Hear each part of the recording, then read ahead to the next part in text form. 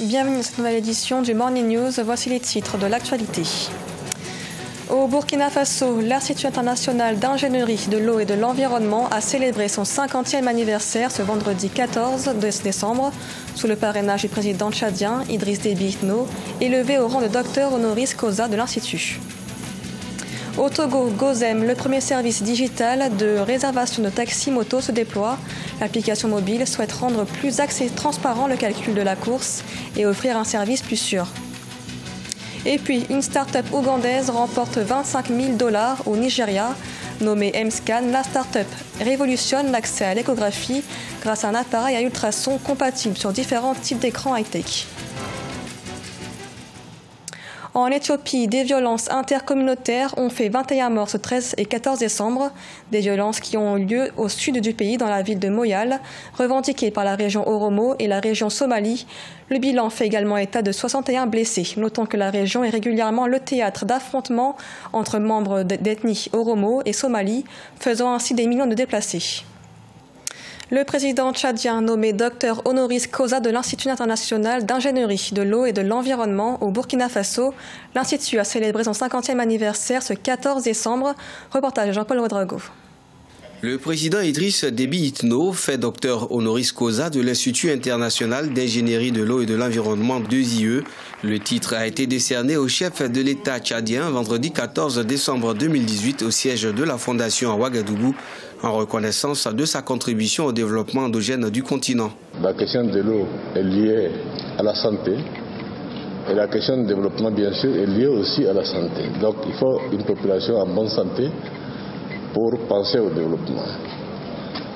Les pères fondateurs qui ont créé donc cette institution ont bien réfléchi et la nécessité donc aujourd'hui, pour nous aujourd'hui, de faire en sorte que cette institution soit refondée, rénovée, redynamisée. Le développement du continent passe également par l'effectivité des pôles d'excellence, à l'image de cet institut qui a formé depuis sa création au moins 8000 cadres, dont plusieurs centaines de Tchadiens. L'institution, fondée par 14 États africains, ne forme pas que des ingénieurs. Elle est aussi un incubateur pour jeunes entrepreneurs innovants.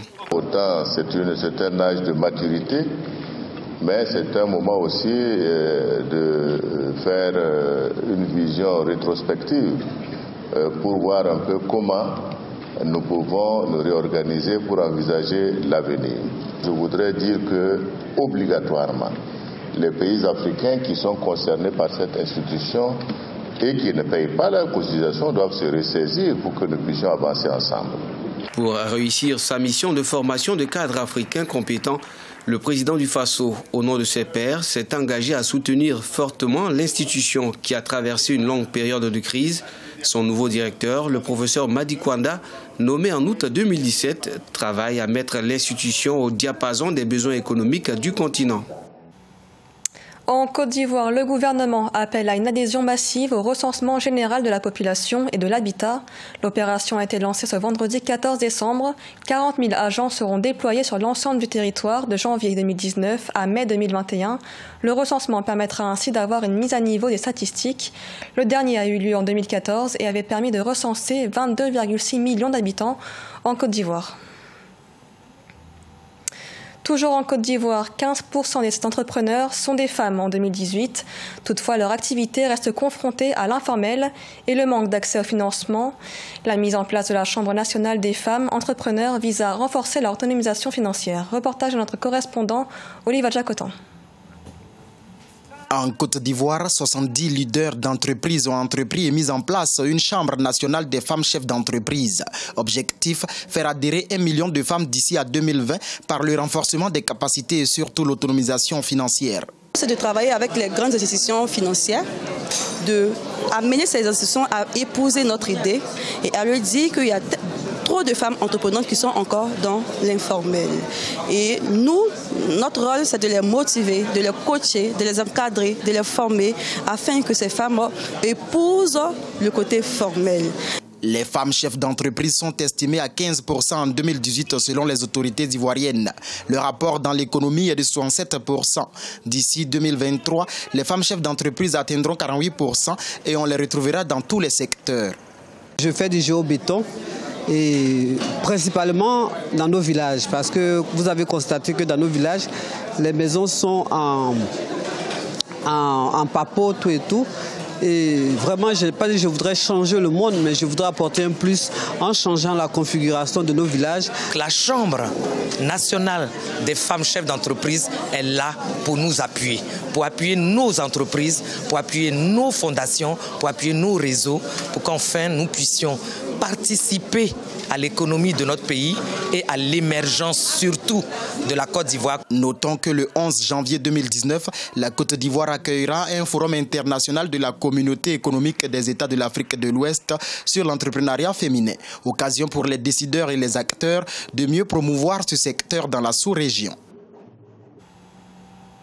Au Togo, les taxis-motos ont mis au point une application mobile nommée GoZem, le premier service numérique de réservation de mototaxis. L'application compte déjà plus de 10 000 abonnés et souhaite offrir un service plus sûr. Reportage de notre correspondante Emefa Kofi.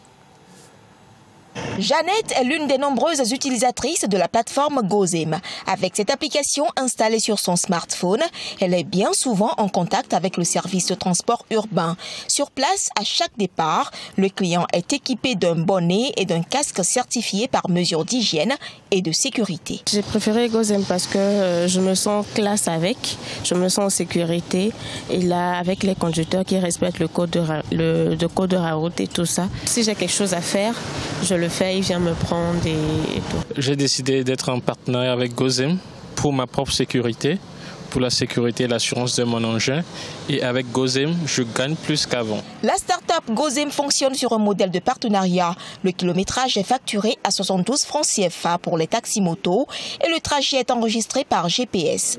Le client a la possibilité de payer sa course en cash, par carte de crédit ou par mobile money. L'application est actuellement disponible en téléchargement gratuit. La connexion n'est pas assez puissante et stable ici. Or, pour notre activité, nous avons besoin d'Internet, de smartphones et ce sont là nos principaux défis. En plus de cela, nous devons éduquer autrement la population à l'utilisation de nouvelles applications.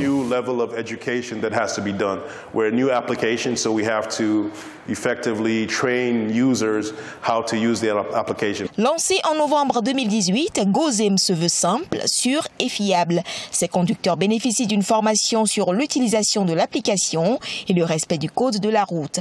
Le premier service digital de réservation de taxi-moto au Togo enregistre déjà plus de 10 000 abonnés, mais les utilisateurs réels sont encore peu nombreux. L'autre défi pour la start-up est de couvrir l'ensemble du territoire. Elle ambitionne à l'horizon 2019 mettre en circulation des véhicules GoZem. Au Nigeria, la start-up ougandaise Mscan remporte la somme de $25 000 au TechCrunch Startup Battlefield Africa. L'entreprise a développé un appareil à ultrasons abordable et compatible avec tout type d'ordinateur. Objectif, produire des échographies dans les zones à faibles ressources. Mathilda Diaby. $25 000, c'est le prix remporté par la start-up ougandaise Mscan au TechCrunch Startup Battlefield Africa 2018 grâce au développement d'un appareil à ultrasons compatible avec les ordinateurs portables, les tablettes et les téléphones mobiles. Mscan a souhaité rendre les échographies disponibles et abordables, en particulier pour les femmes enceintes.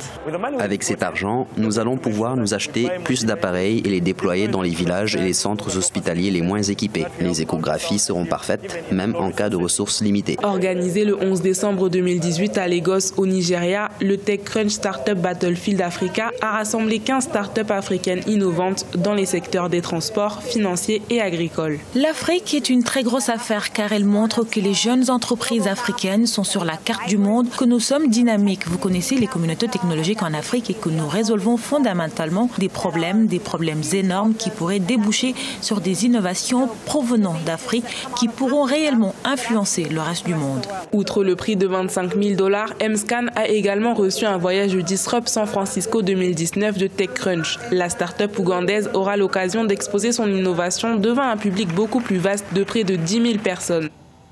Ce journal a été réalisé par l'ensemble de la rédaction. Merci de l'avoir suivi. L'actualité continue sur Africa 24.